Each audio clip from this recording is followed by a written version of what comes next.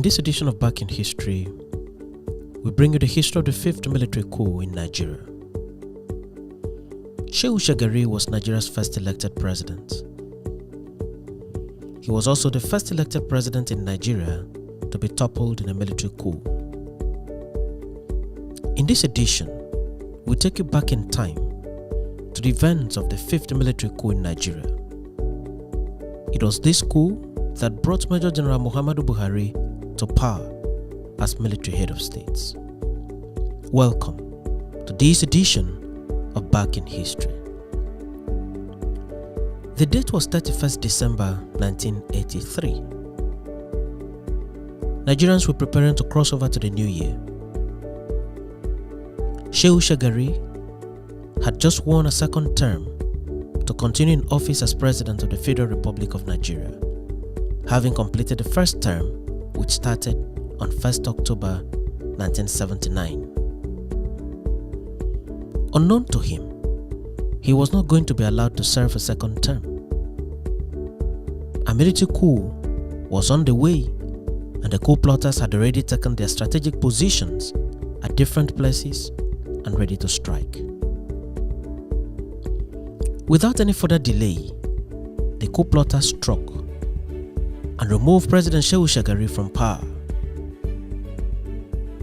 The identity of the coup plotters, which was hitherto unknown, soon became known, starting with the announcement of Major General Muhammadu Buhari as the new military head of Nigeria. Shagari was immediately arrested and detained by the coup plotters. His tenure was thus brought to a conclusive end, and Nigeria, a country that had already witnessed 4 military coups in less than 25 years of its independence, was taken back to full military rule. While Major General Muhammadu Buhari became the head of state, Major General Tunde Idiagbon was the deputy head of state. Tunde Idiagbon was an alumni of the Pakistan Military Academy, where he obtained a bachelor's degree in economics. He is said to have been a no-nonsense military officer by all reasonable standards, and his name featured prominently throughout the administration of Major General Muhammadu Buhari. It has been reported that prior to the coup, tension was already escalating between the civilian administration of Shagari and some persons in the military. One major incident was when General Buhari, as commanding officer of the 3rd Division of the Nigerian Army, cut off fuel and food supplies from entering neighboring Chad without the consent and authorization of President Shagari. The stoppage of fuel and food supplies was caused by some border disputes which had occurred between Nigeria and Chad. It is reported that President Shagari was unhappy that such decision was taken by Buhari without the courtesy of informing the President and Commander-in-Chief of the Armed Forces. Buhari ignored orders not to enter into Chadian territory any further. According to a Nigerian historian, Omogwe Noah, in his book History of Civil-Military Relations in Nigeria, he noted this tension was one of the major contributing factors to the coup, as it placed the civilian government and military on opposite sides of a highly divisive issue. The plot to remove Shagari from power was then hatched. Like minds were selected and assigned with roles in the coup. Colonel Tunde Ogbeha was drafted into the coup plot. His role was to negotiate a peaceful surrender of Shagari's brigade of guards to pave way for an easy removal of the president. Tunde Ogbeha did all he could to have a meeting with Colonel Bello Khalil, the then commander of the brigade of guards, and discuss the plan with him, to no avail. Brigadier Ibrahim Bako was also drafted into the plot. He was assigned with the role of arresting President Shagari after the Brigade of Guards would have surrendered.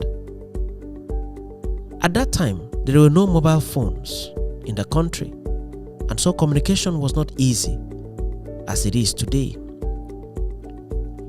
Brigadier Bako then arrived at Shehu Shagari's residence on the belief that Tunde Ogbeha had successfully negotiated the surrender of the Brigade of Guards. Unknown to Bako, Tunde Ogbeha was unable to broker a surrender. Bako did not also know that the coup plot had leaked to the president and to the principal officers in the Brigade of Guard, who were then prepared to repel any form of attack.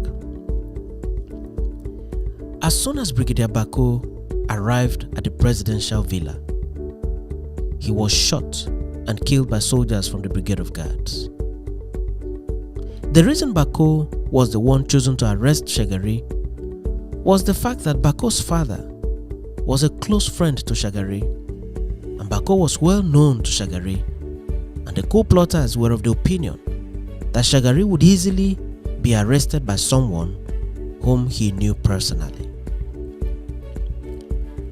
Despite the killing of Brigadier Bako, the coup went on through the surviving officers, and Shagari was removed from power, and Major General Muhammadu Buhari was ushered in as a new head of state. Shagari was immediately placed under house arrest and stripped of all paraphernalia of power. Most of his ministers were arrested, detained for several months, and made to face trial in several parts of the country.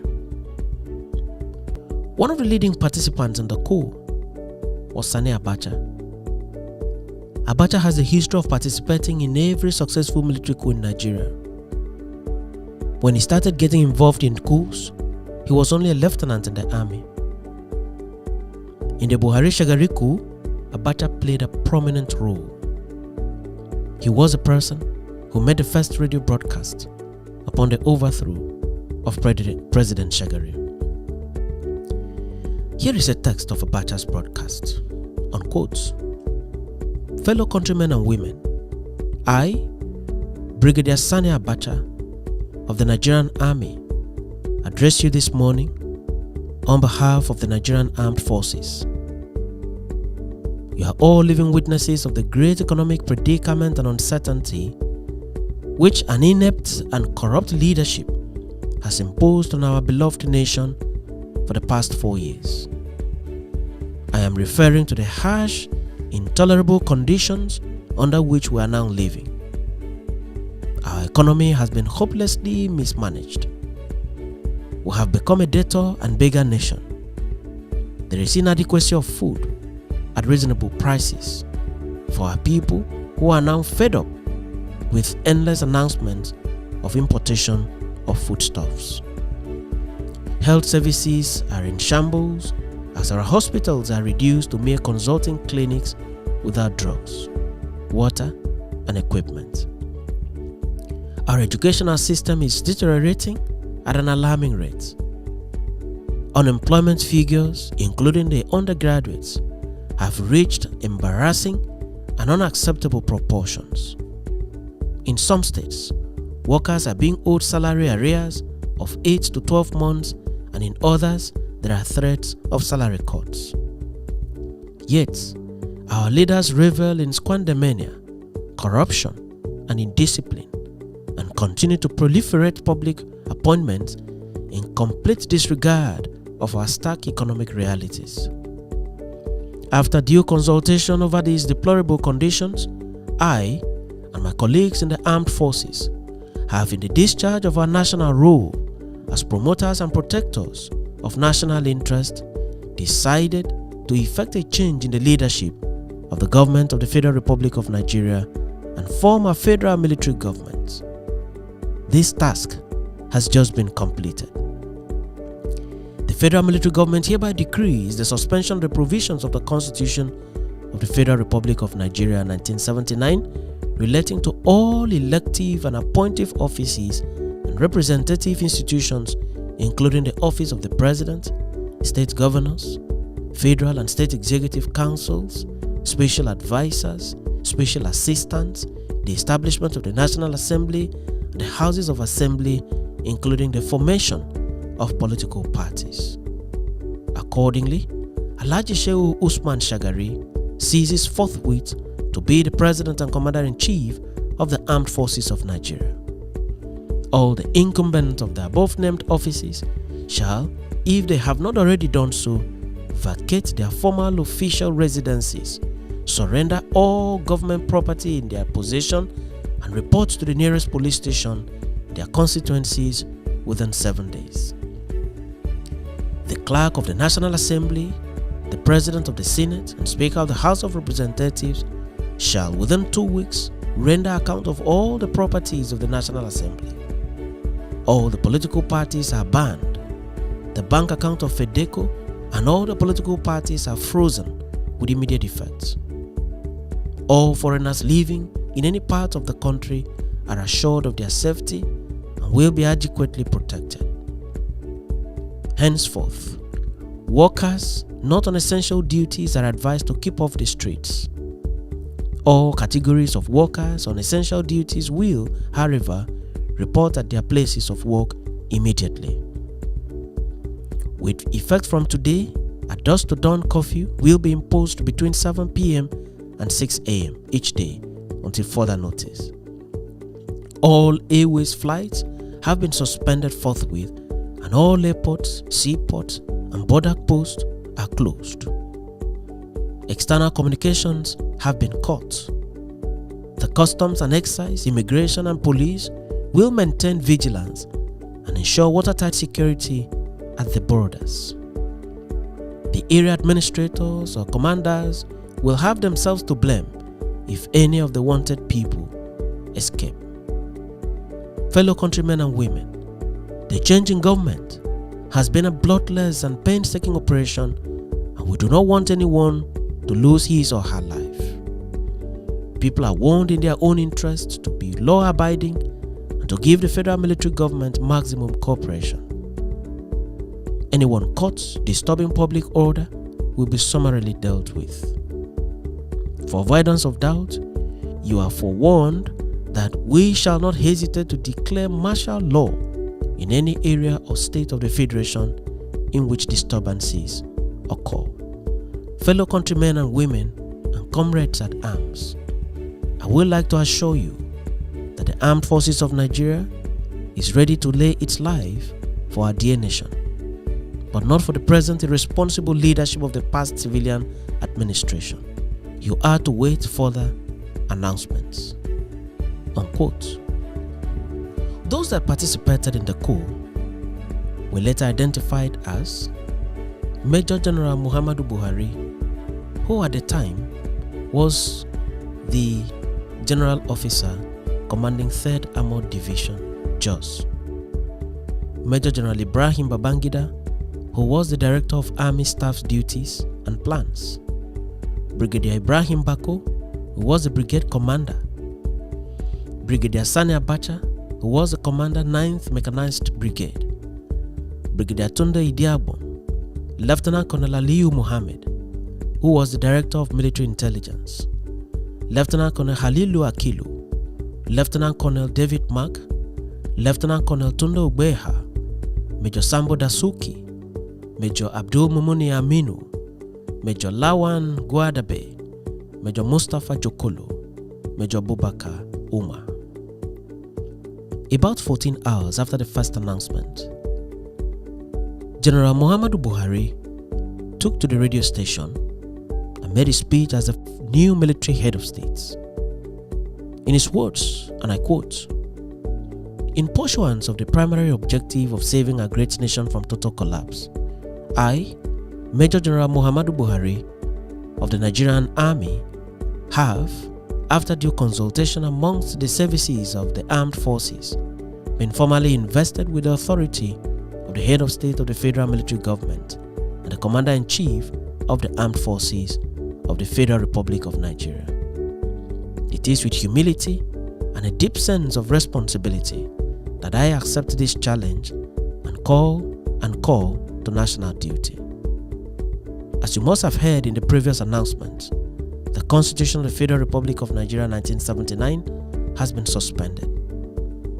The change became necessary in order to put an end to the serious economic predicament and crisis of confidence now afflicting our nation. Consequently, the Nigerian Armed Forces have constituted themselves into a federal military government comprising of a Supreme Military Council, a National Council of States, a Federal Military Council at the center.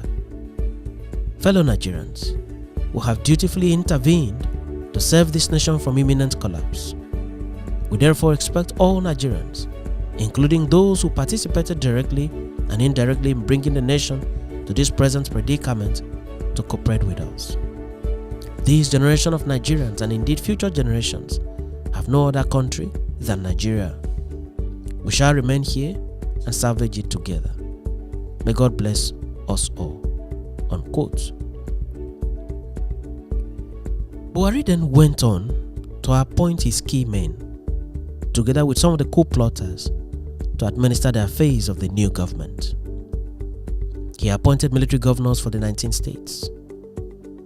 The names of the governors were Alison Madueke, who was appointed as military governor of Anambra State; Mohammed Sani, who was appointed as military governor of Bauchi State; Jeremiah Oseni, who was appointed as military governor of Bendel State; John Kwera, who was appointed military governor of Benue State; Abubakar Waziri, who was appointed military governor of Borno State; Dan Achibong, who was appointed military governor of Cross River State; Mohammed Jega, who was appointed military governor of Gongola State; Ike Nwachukwu, who was appointed military governor of Imo State; Usman Moazu, who was appointed military governor of Kaduna State; Hamza Abdullahi, who was appointed military governor of Kano State; Salahuddin Latingwo, who was appointed military governor of Kwara State; Bolahon Mudashiru, who was appointed military governor of Lagos State;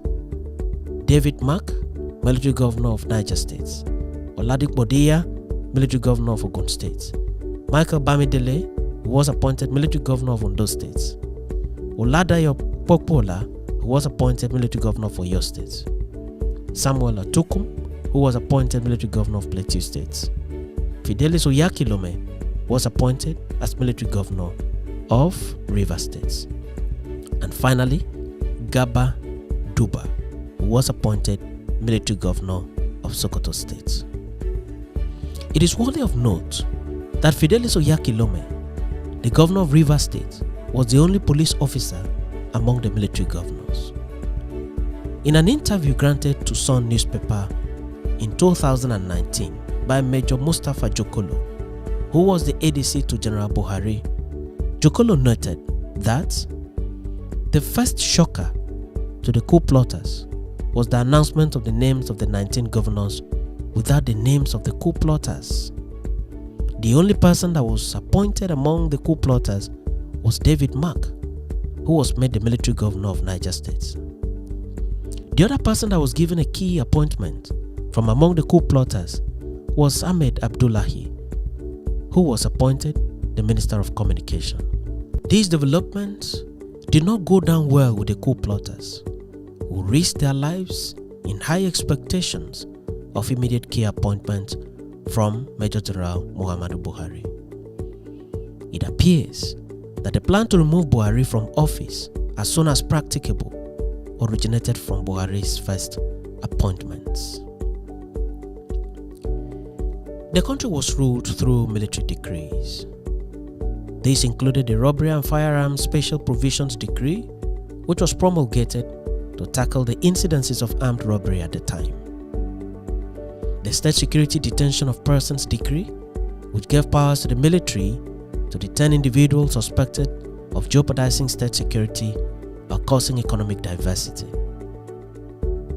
Other decrees included the Civil Service Commission and Public Offenders Decree, which conducted a purge of the civil service. Other decrees were signed authorizing the detention of citizens by the military without trial. Buhari's military administration also passed Decree Number 4, Protection Against False Accusations Decree, and Section 1 of the decree prohibited the publication of any rumor or unverified statement against the military government. Offending journalists and publishers were to be tried by military tribunals whose ruling were to be final and not subject to any appeal to any court in the land. These decrees were widely criticized at home and abroad. On the economic front, a couple of measures were taken by the military administration. State governors were prohibited from borrowing. Also, there was a 15% cut from Shagari's budget of 1983. Importation of a couple of items were banned, and in the process, several companies were unable to perform optimally, while others were forced to close in frustration for lack of needed raw materials. The economy continued to tighten, and the smiles on the faces of Nigerian citizens kept disappearing every day. Wikipedia captures the situation as follows, unquote, General Buhari's economic policies did not earn him the legitimacy of the masses due to the rise in inflation and the use of military might to continue to push many policies blamed on the rise in food prices. The administration also closed the borders and passed a decree to regulate dealings in foreign exchange with stiff penalties for violators. The administration also launched a social orientation program known as War Against Indiscipline, or WAI for short. Nigerians were made to stand on line at public places such as bus stops under the watchful eyes of whip-carrying soldiers. Civil servants who reported to work late were humiliated and forced to frog jump. This and many more did not go down well with a lot of people, as it was considered unacceptable to treat adults in such demeaning ways. The administration thus received a lot of criticism from within and from outside the country. It has been reported that the cost of living was very high during Buhari's military administration. There were public outcries and resentment from several quarters. In August 1985, Major General Muhammadu Buhari's military administration was overthrown by a group of soldiers led by General Ibrahim Badamasi Babangida. It was a bloodless coup. Buhari was immediately arrested and taken to Benin in present-day Edo State, where he was kept in detention for 3 years in a small guarded bungalow. He was given access to television that showed only 2 stations, and he was also given access to members of his family who were allowed to visit him. His day-to-day activities were heavily regulated by the military. The coup and immediate detention brought to an end the military rule of Major General Muhammadu Buhari. Buhari was the 5th military head of state of Nigeria, born on 17 December 1942. Buhari is reported to have attended primary school in Daura, his ancestral home. He also attended Katsina Middle School and Katsina Provincial Secondary School. He then enrolled in the Nigerian Army in 1962 and underwent officer cadet training at Mons Officer Cadet School in Aldershot, England. In January 1963, he was commissioned a second lieutenant and appointed platoon commander of the 2nd Infantry Battalion in Abeokuta. At the time of the making of this video in 2022, Muhammadu Buhari is serving his 2nd term as elected President of the Federal Republic of Nigeria. He is the 2nd Nigerian citizen to occupy the number 1 office in the land, first as military head of state and later as civilian president. The first person to have occupied the same offices was General Olusegun Obasanjo, who is still alive at the time of the making of this video. Thank you for watching this episode of Back in History. and do remember to subscribe to the channel for regular notifications.